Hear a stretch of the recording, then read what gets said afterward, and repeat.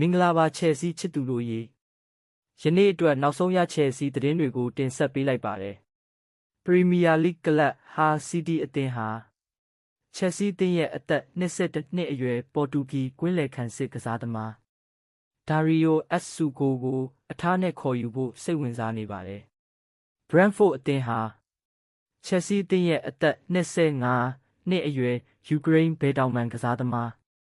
မိုင်ကေလိုမူဒရစ်ကိုခေါ်ယူဖို့စိတ်ဝင်စားနေပြီးအထားခေါ်ယူဖို့ထက်အပိသက်ပြောင်းရွှေ့ခြင်းနဲ့စူးစမ်းခေါ်ယူသွားမှာဖြစ်ပါတယ်။ချက်ဆီအသင်းရဲ့နောက်ခံလူဘီနွိုက်ဘာဒီယာရှိဟာစီရီအေကလပ်နာပိုလီအသင်းထံတရားသည့်အငှားနဲ့ပြောင်းရွှေ့သွားခဲ့ပြီဖြစ်ပါတယ်။နီးပြအလွန်ဆိုကအခုလိုပြောကြားခဲ့ပါတယ်။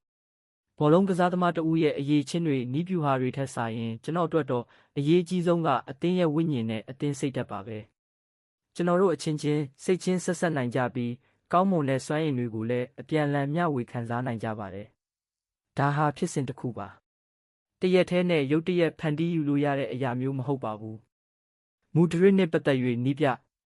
အလွန်ဆိုကသူ့အသင်းလူစည်းရင်းမှာပါဝင်လာမလားဆိုတာကိုတော့စောင့်ကြည့်ရမှာပါ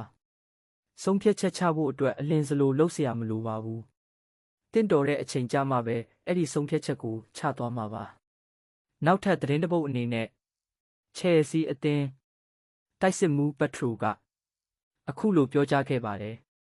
ကျွန်တော်အသင်းအပေါ်မှာကျွန်တော်အလွန်ယုံကြည်မှုရှိပါတယ်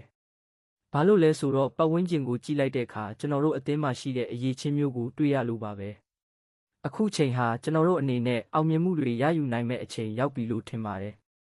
အဆုံးထိနားထောင်ပေးခဲ့ကြတဲ့ချယ်ဆီချစ်သူတွေအားလုံးကိုကျေးဇူးအထူးတင်ရှိပါတယ်ခင်ဗျာ